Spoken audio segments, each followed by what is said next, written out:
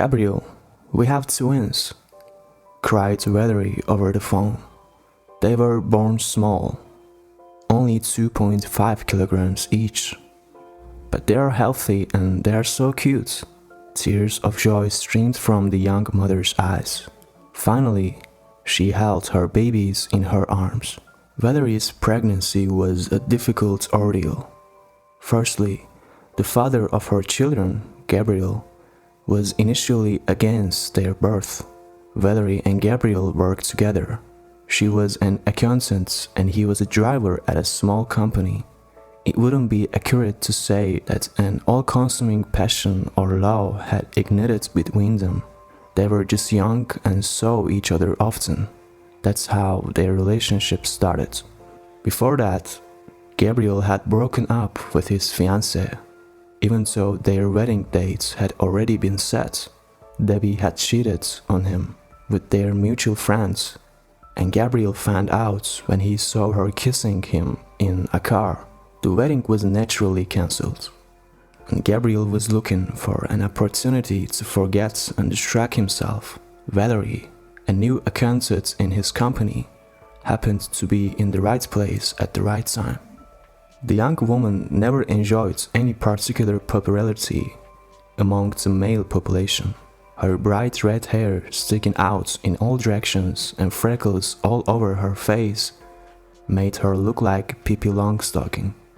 Plus, she was overweight, which she fought with since schooltime with varying success. Sometimes she won, sometimes cakes and chocolates did. Gabriel was the first guy with whom she had a real, long-lasting relationship. Naturally, Valerie plunged into it headfirst, falling in love with all her heart. At first, Gabriel tried to hide his relationship with Valerie. He would wait for her after work behind the office. They wouldn't appear in crowded places. They would either go to the river or sit in a gazebo in the park. However, since they lived in a small town, everything soon became obvious. Gabriel's acquaintances would ask him about his relationship with the new accountant, and the guy, despite his ex-fiancée, would brag to everyone about his great love for Valerie. These rumors reached Valerie as well. She was very flattered that Gabriel boasted of their passionate love everywhere. The girl believed his real love, or to be more accurate, she took wishful thinking for reality. Valerie was originally from a neighboring village. In town, she had graduated from vocational school and worked, living with her aunt, an unmarried elderly woman. They lived well, each on their own. Her aunt was used to being alone, so Valerie's constant presence bothered her a little. However, the fact that Valerie brought home bags full of groceries and cooked for them herself somewhat softened her not-so-welcoming attitude. When her aunt found out that her niece was dating a guy, she was happy. She had a chance to marry off her beloved relative. One day, Nina found a pregnancy test with 2 sprites, and recently, the woman often noticed that her niece was nauseous in the mornings. But the girl didn't mention anything about the wedding. All this prompted her aunt to get to know Valerie's prospective fiancé's family, and it turned out that Nina knew Gabriel's mother. They had studied in parallel classes. The woman did not hesitate to visit her future relative. Gabriel's mother worked as a saleswoman in a store. It turned out that Gabriel's mother, Mrs. Travis, did not know that her son had found a girlfriend, and the fact that she was pregnant plunged Mrs. Travis into shock.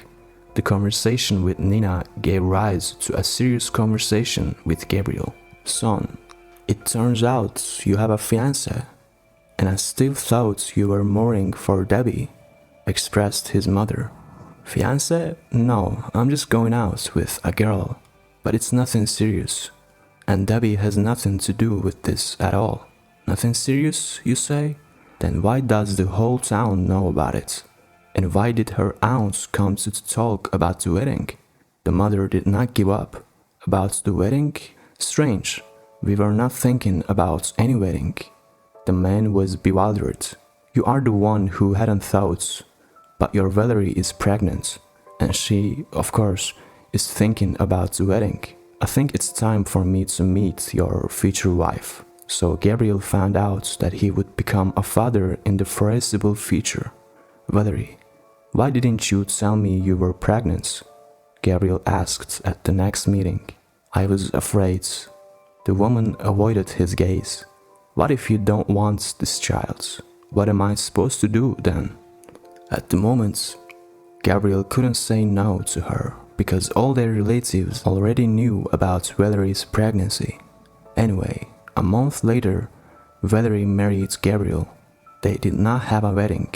They just got married and had a festive dinner in a large gazebo in the yard of Gabriel's parents. At a family meeting, it was decided that the young couple would live with Gabriel's parents. They had a large two-story house in which there was a place for their son and his wife. Gabriel's older sister and her husband had long lived in the city, and of course, she came to her brother's wedding. Gabriel, she took her brother aside. I don't understand how you could replace Debbie for her. The sister looked at Valerie, who, in a light beach dress, seemed immeasurable. The mother-to-be had visibly gained weight. Her freckles were even more visible on her pale face, and her gray eyes seemed faded in the sun, almost transparent. Debbie cheated on me. It was her choice, not mine, Gabriel answered. I saw her yesterday when I went to the store, Kate said quietly. She is very sorry it turned out that way. She swears that she had nothing with Carlos, but she loves only you. Have you even talked to her? What am I supposed to talk to her about? I saw her kissing Carlos in the car, Kate. They made a fool out of me. Gabriel was indignant. And now you're making a fool out of yourself, the sister exclaimed. She categorically did not like this unremarkable, quiet girl who was no match for Debbie, with whom Kate had long been friends. Meanwhile, Valerie was on cloud nine of happiness. She was marrying her beloved man. She was absolutely not worried that her husband's sister was looking at her unkindly, that Gabriel himself was sullen and not at all like a happy newlywed. The young woman simply enjoyed her happiness.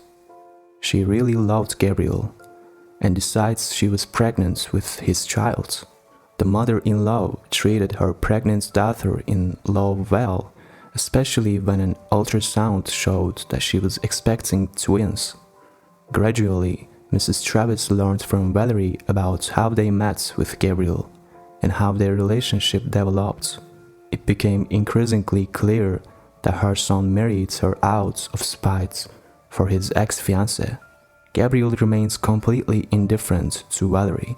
He was not interested in her well-being, did not kiss her, did not hug her unnecessarily, did not show his feelings. He also tried not to mention the future babies, as if the mere mention of them was unpleasant to him. After a while, Gabriel began to stay at work more and more often. The young wife seemed not to notice any of this. She would have continued to live in her magically invented world if one day an attractive blondie had not approached her in the store. Valerie knew that the strange woman had once dated Gabriel. She was flattered that Gabriel married her instead of Debbie. True, she did not know what caused this. Yes, now I understand, Gabriel, the stranger said mockingly, examining Valerie from all sides. Valerie shrunk under her gaze. She knew she didn't look her best. A blurry figure, shapeless dress, freckles and pigmented spots on her face. Not the most attractive appearance. What do you mean? Valerie asked, trying to remain calm.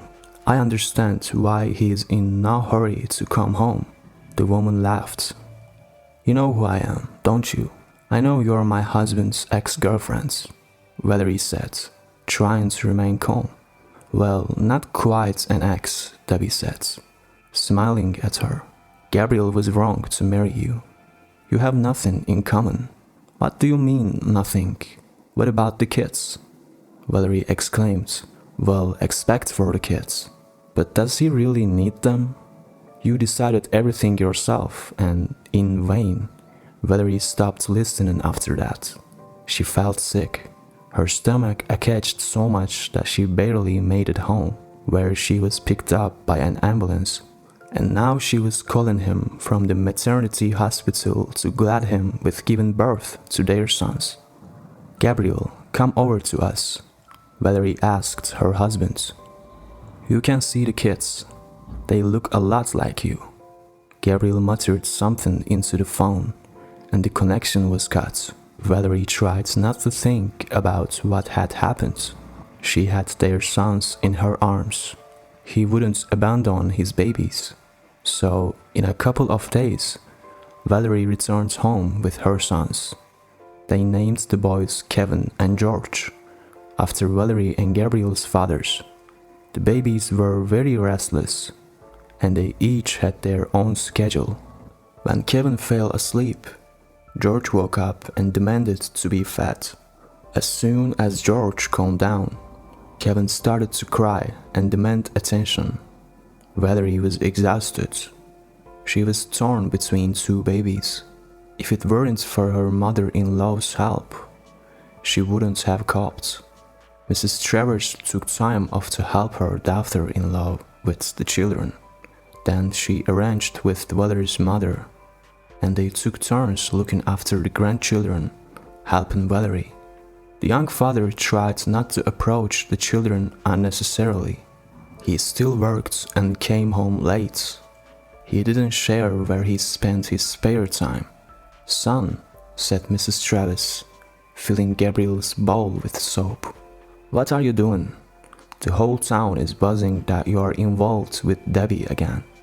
Wasn't it enough that she cheated on you and that you have a wife and little sons at home? Doesn't it bother you at all? No, it doesn't bother me. Gabriel looked at his mother without averting his gaze. I don't care about them at all. I don't love Valerie. And as for the kids, well, she wanted them, so let her take care of them. What do you mean you don't love her? His mother didn't give up. Why did you marry her then? It just happened. I was foolish and wanted to get back at Debbie. I got married for nothing, I admit it. What do we do now? Your Debbie won't change. She will keep looking at other men. And what about Valerie and the kids? These are your children and my grandchildren. Your own blood. Mom, leave me alone, will you? I don't know what to do next. We messed up. Valerie, standing behind the door, clamped her mouth shut with her hand so as not to scream. She heard everything her husband said. She tried not to remember that conversation with Debbie, tried to convince herself that it wasn't all untrue, that Gabriel loved her, but it turns out that it wasn't like that at all. Debbie wasn't lying. Valerie, what are you doing? Where are you going in the middle of the night? Mrs. Travers watched at a loss as her daughter-in-law tearfully threw her and her children's things into a large travel bag. I am going to my parents. I can't stay here anymore. He doesn't love me. Mrs. Travers tried to calm her down, but she didn't know what to say. Valerie, your father drinks, and your grandmother can't walk. They are all in the same house. How long will you manage with the children? Don't make things up. Everything will work out somehow. Where will you go? The mother-in-law tried to persuade her daughter-in-law to stay. Stay, Valerie, Gabriel said confidently. I made a mess. I will go. Both his mother and wife turned to him. Where will you go? Valerie asked her husband. What difference does it make to you? We won't file for divorce yet. Live here. My mother will help you with the children, and the conditions are better here. I will rent a place to live. I work after all. I will also help you with money for the children, Gabriel said. Yes, Valerie, stay, please, Mrs. Travis repeated. Let the one who caused this mess cleared up. Gabriel left that same evening, but he never rented a place. He just moved in with the Debbie, his former girlfriend, who had her own apartment. Everyone in town gossiped that he had left his wife and newborn children and moved in with his mistress. Many didn't understand why Gabriel's mother took his wife's side, not her son's. Debbie didn't like it either. Gabriel, but that's foolish, she protested. We are living together like a married couple, but I can't go to your place. Valerie and her children are there. Why won't your mother kick them out? Who does she love more, her own son or some other woman? It is not about Valerie, it's about the children. My mother is attached to her grandchildren. They are still little. She worries that Valerie will have a hard time alone, so she is trying to help her. Gabriel justified his mother. She should be trying to help you instead.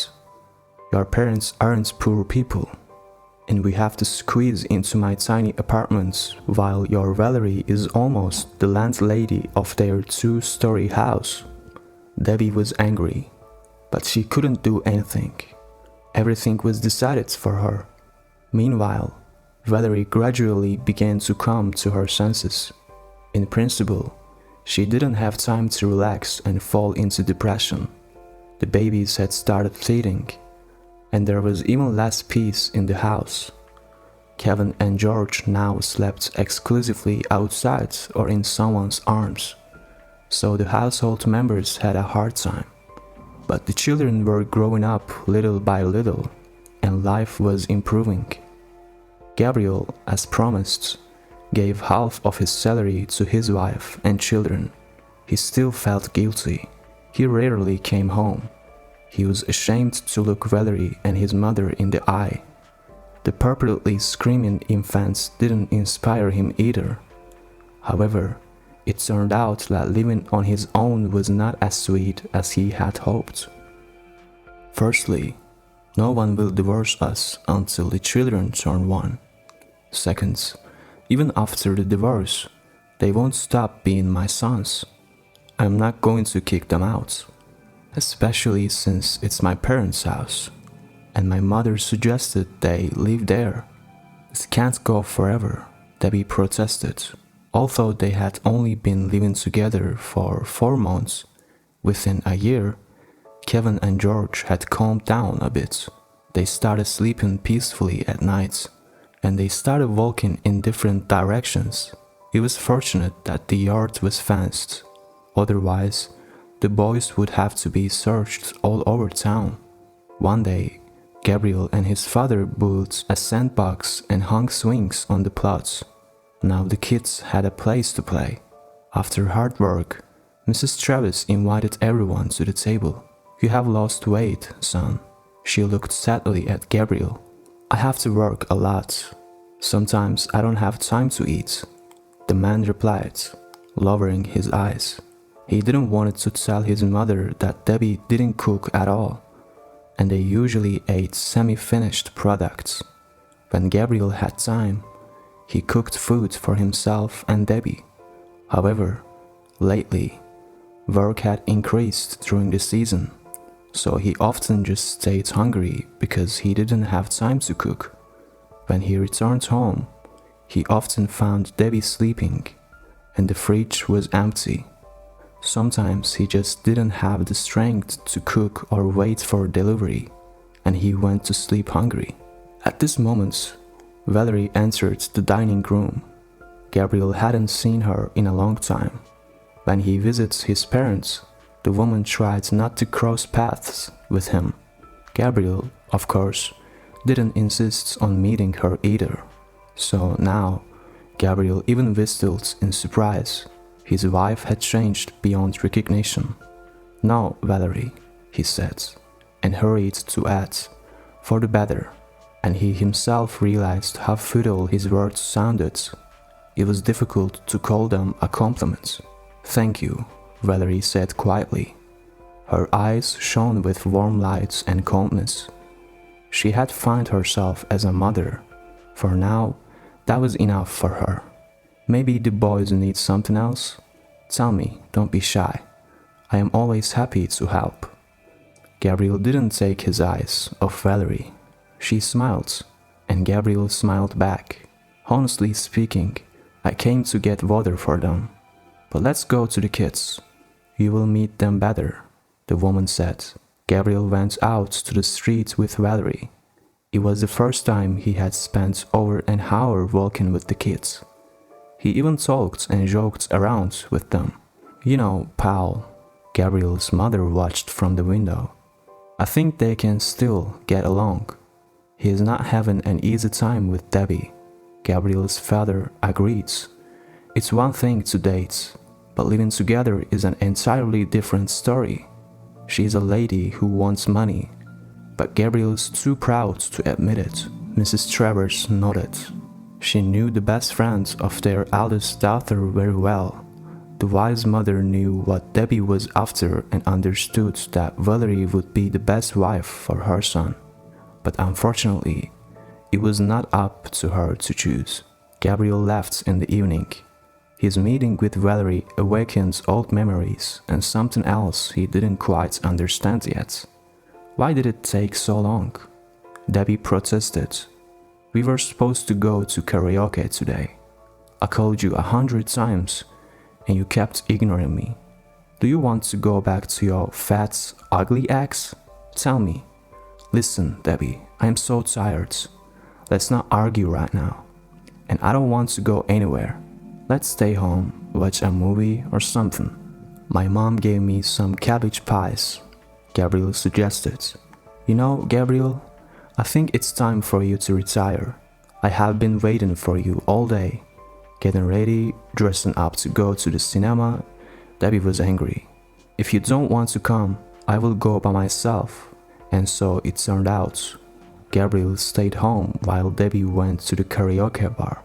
Just wait, I will show you, the girl hissed, calling Carlos's number. Every weekend, Gabriel now spent with his wife and kids. He came up with all sorts of excuses for Debbie, and she became more and more upset. Eventually, Gabriel said that he just wanted to see his son grown up. Debbie didn't talk to him for several days. If you want this so badly, go back to your wife and see them every day, she said angrily.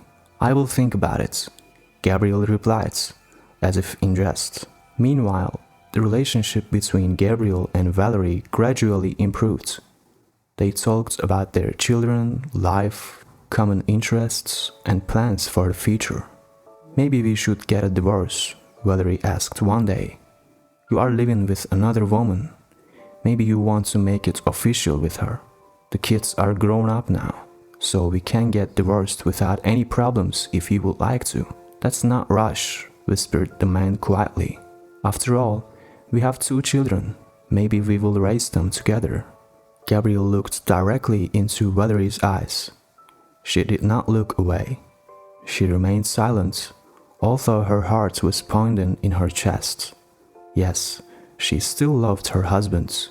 She loved him despite everything that had happened between them. And even though her friends, whom she had once confided in, had criticized her, saying that she had no pride, for Valerie, love was more important. The young woman was going to use all the chances that life gave her. Valerie knew that she would only be happy with Gabriel. And pride, well, then she had no pride. That evening, Gabriel did not go home. He called Debbie, saying that he urgently needed to go on a business trip. She probably didn't believe him. The man didn't clarify. I am cheating on my mistress with my own wife, he thought, falling asleep on Valerie's embrace. As for Valerie, she was glad that at the moment Gabriel was with her, that love and adoration could be read in his eyes. That was enough for the woman. The young man's parents pretended that nothing strange had happened. The next day, Gabriel came to get his things. Debbie was furious. She was figuring things out, but then abruptly calmed down. And from there, Gabriel packed his things in silence, without saying goodbye. She closed the door behind him, picked up her phone, and called a familiar number. If one man couldn't afford to provide her with a beautiful life, she would have to let another do it.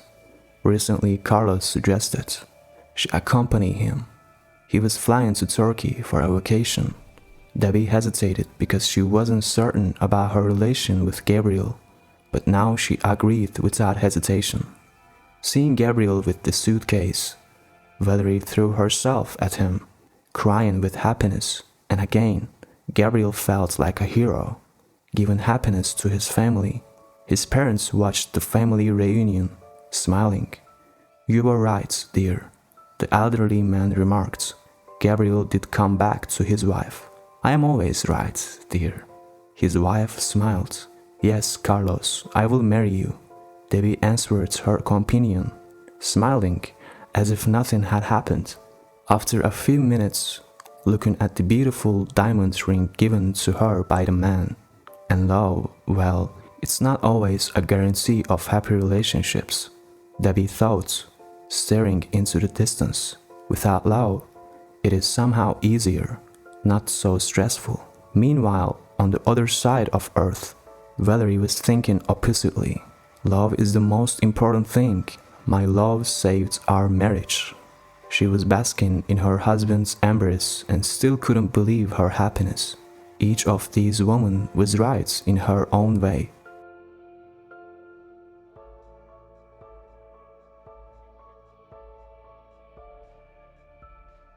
Thank you for joining us today on Deep Stories.